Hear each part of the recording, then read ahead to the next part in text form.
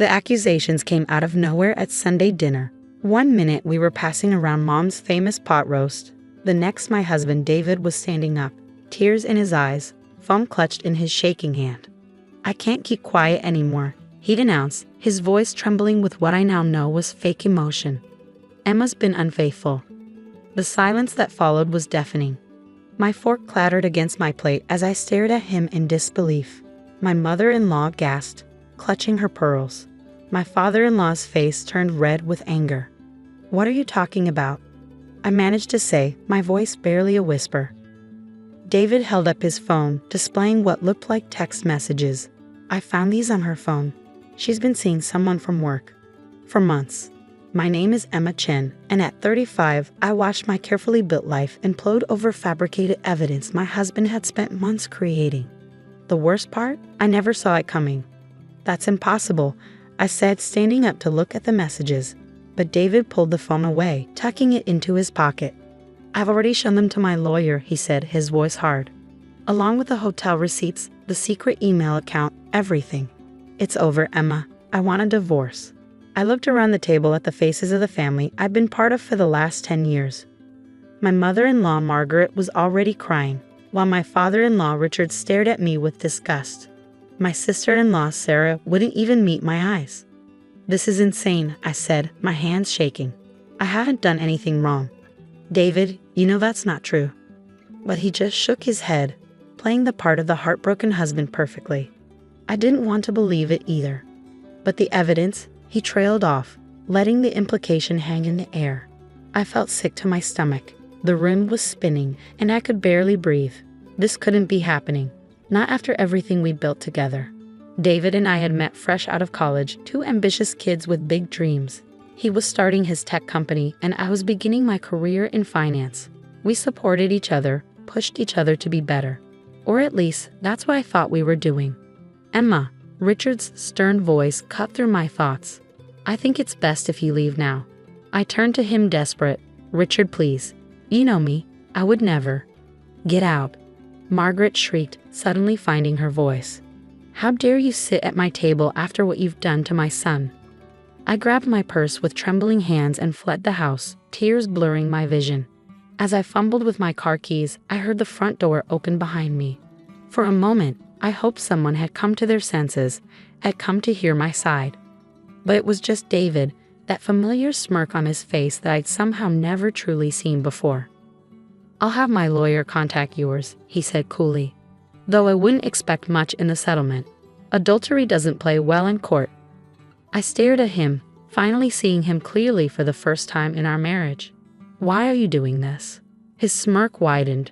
"Because I can. Did you really think I'd let you benefit from all my hard work? The company's about to go public, Emma. I'm not sharing that with you." The truth hit me like a physical blow. This wasn't about infidelity. It was about money. David's company, Tech Vision, was on the verge of a massive IPO. As his wife, I would have been entitled to half of everything. But as an unfaithful spouse who caused the divorce, I'd be lucky to walk away with anything. "You won't get away with this," I said, but my voice sounded weak even to my own ears. He laughed, the sound cold and unfamiliar. "I already have. Good luck finding a lawyer who can fight those text messages, receipts, and emails. I had been created by the best in the business." I drove home in a daze, my mind racing. 10 years of marriage, gone in an instant. But it wasn't just the marriage. It was my reputation, my relationship with his family, my financial security. David had planned this meticulously, waiting for the perfect moment to spring his trap. The next few weeks were a blur of lawyers, paperwork, and humiliation. David's evidence was everywhere. Leaked to our friends, shared with our colleagues, even sent to my boss. People I'd known for years stopped speaking to me. Others whispered behind my back. My lawyer tried her best, but David had covered his tracks well. The fake messages looked real, complete with timestamps and location data. The hotel receipts appeared legitimate, down to the security camera footage he'd somehow doctored to show someone who looked like me entering and leaving with an unidentified man. "I'm sorry," my lawyer said after another brutal day in court. "But unless we can prove these are forgeries, the judge is going to side with him. And he's asking for everything. The house, the cars, his company shares." He's even going after your personal savings." I sat in her office. How did he do this? How did he plan all of this without me noticing? She sighed, shuffling through the papers on her desk. Men like David, they're patient. They wait for the right moment, build their case slowly. By the time you realize what's happening, it's too late. But she was wrong about one thing. It wasn't too late. Not for me, because while David was busy destroying my life, he'd forgotten one crucial detail about who I was, what I was capable of. Before I met David, I'd worked in corporate finance, specializing in hostile takeovers. I knew how to read between the lines, how to find weaknesses in seemingly impenetrable companies, and most importantly, I knew how to play the long game. That night, I sat in my small apartment, all I could afford after David froze our accounts, and started planning. The IPO was still months away. TechVision was valuable, but it had vulnerabilities. David had been so focused on his elaborate scheme to discredit me that he'd let other things slip. I opened my laptop and began digging. Years of working alongside David meant I knew where to look, what questions to ask. It took hours, but finally, I found what I was looking for. A small note in the company's financial records about an early investor, someone who'd been there before TechVision was anything more than an idea in David's head. Marcus John. I remembered David mentioning him once, dismissively referring to him as just some old guy who got lucky. But Marcus owned 15% of TechVision, shares that would be worth millions after the IPO. Shares that, for some reason, David had been trying to quietly buy back. I wrote down the name, a plan already forming in my mind. David thought he'd taken everything from me, but he'd forgotten the most important thing: my mind, my skills, my determination.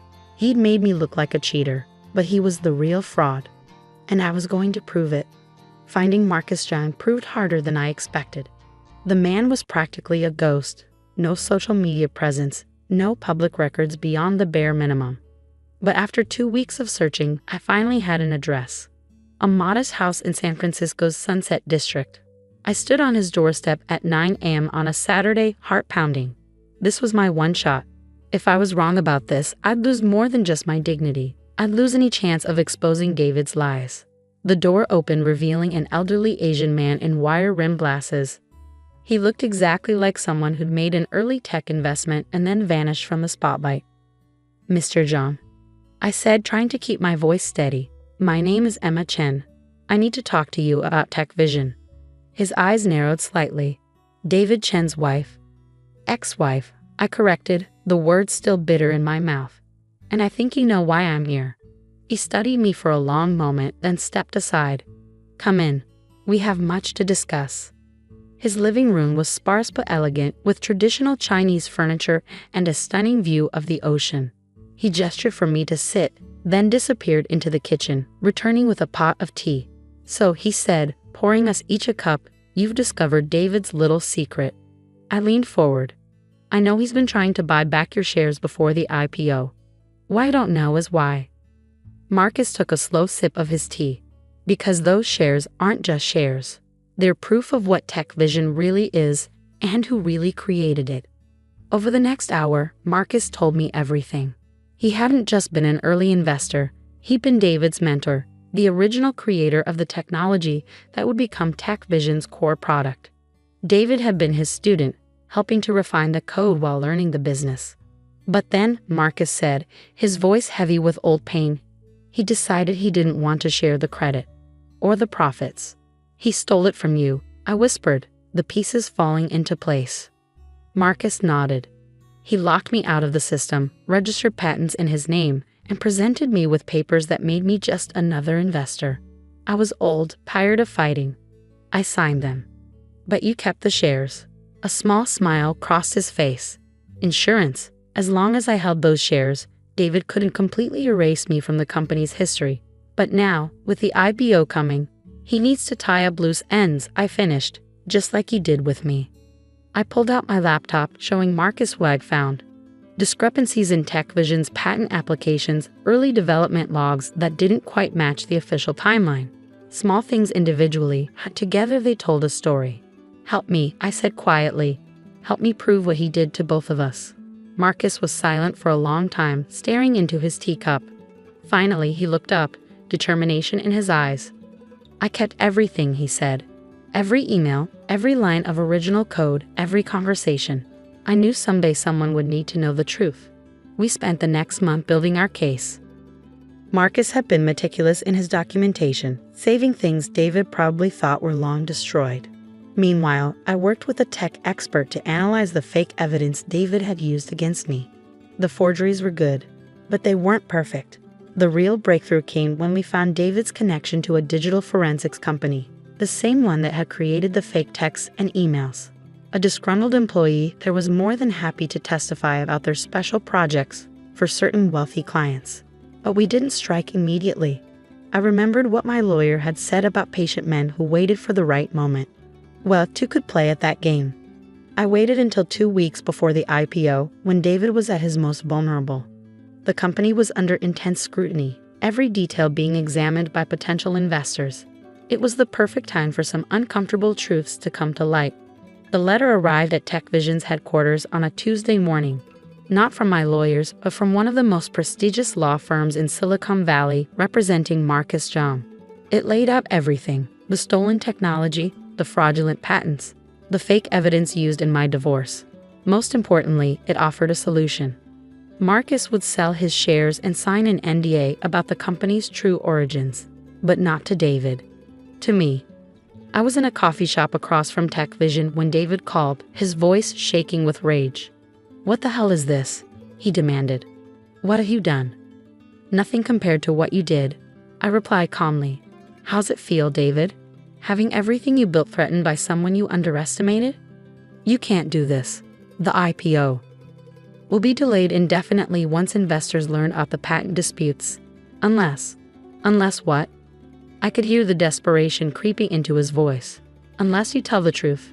About everything. The technology you stole, the lies about me, all of it." He laughed, but it was hollow. "You're bluffing. You don't have the resources for this." "Check your email," I said softly. "I just sent you proof of every payment you made to create those fake texts and emails. Still think I'm bluffing?" The silence on the other end was deafening. "You have until tomorrow morning to decide," I continued. "Either you come clean, or Marcus, and I go public with everything. Your choice." I hung up, my hands shaking slightly. Years of working in finance had taught me that timing was everything. David had waited until the IPO was close to destroy me, thinking I'd be too broken to fight back. He was wrong. The next morning, David called a board meeting. I watched the live stream from Marcus's living room as he stood up, looking older and more defeated than I'd ever seen him. "I have an announcement to make," he began, his voice rough, "regarding the origins of TechVision's core technology and other matters." What followed was a full confession. He admitted to stealing Marcus's work, to fabricating evidence for our divorce, to everything. The board members sat in stunned silence as David dismantled his own carefully constructed lies. Within hours, the news was everywhere. TechVision's stock price plummeted. The IPO was postponed indefinitely.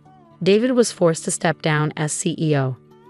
But the real victory came a week later, when the divorce court reopened our case. The judge was furious about the fraudulent evidence. The settlement was completely reversed. I received half of everything, including David's TechVision shares. Marcus sold his shares to me as planned, making me the company's largest individual shareholder. The board, desperate to salvage what was left of TechVision's reputation, asked me to take over as CEO. I stood in front of TechVision's headquarters, looking up at the building that had once represented everything I'd lost. Now it was mine. My phone buzzed. A text from David. "You've ruined me. I hope you're happy." I typed back a simple response. "No, David. You ruined yourself. I just made sure the truth came out." Later that evening, I sat in my new office, looking out over the city lights. Marcus had joined me, bringing a bottle of champagne. "To justice," he said, raising his glass. "And to patience." I smiled, thinking about everything that had led to this moment. David had tried to destroy me, thinking I would break. Instead, I'd emerged stronger, smarter, and more successful than ever. "You know what the best part is?" I said, turning to Marcus. He never saw it coming, just like I never saw his betrayal coming. The difference is I had truth on my side. Marcus nodded sagely. Truth has a way of finding its way to the surface. Sometimes it just needs a little help. The next few months were a whirlwind of changes. Under my leadership, TechVision refocused on its original mission, creating technology that helped people, not just profits. Marcus joined the board of directors, his contributions finally acknowledged. David? Last I heard, he'd moved to a small town somewhere, trying to escape his ruined reputation. His family, who'd been so quick to believe his lies about me, now wouldn't even speak to him. Sometimes karma works in mysterious ways. A year later, I was giving a speech at a women's business conference. The topic? Trust, Truth, and Triumph. How to rise after betrayal. The hardest lesson I learned, I told the audience, wasn't about business or technology. It was about patience. When someone tries to destroy you, they expect you to react immediately, emotionally. But sometimes the best revenge is taking your time, gathering your strength, and striking when they least expect it. I paused, looking out at the sea of faces. But more importantly, I learned that success isn't about getting even. It's about getting better. Better at what you do, better at who you are, better at recognizing both lies and opportunities. Because in the end, the truth always comes out. You just have to be strong enough to wait for it, and smart enough to know what to do when it does. The applause was thunderous, but I barely heard it. I was thinking about that Sunday dinner, the moment everything fell apart. If I could go back and tell myself what was coming, would I change anything? No, because sometimes you need to lose everything to realize just how much you're capable of gaining. Today, TechVision is stronger than ever. Marcus's original vision, combined with my financial expertise, has turned it into something we're both proud of. The company's success isn't built on lies anymore. It's built on innovation, integrity, and second chances. As for me, I learned that sometimes the worst betrayals can lead to the best opportunities. David thought he was writing the end of my story, but he was really just setting up the beginning of a much better one. And that's the thing about truth. It might take time, but it always finds its way to the light. You just have to be patient enough to wait for it, and brave enough to help it along when the time comes.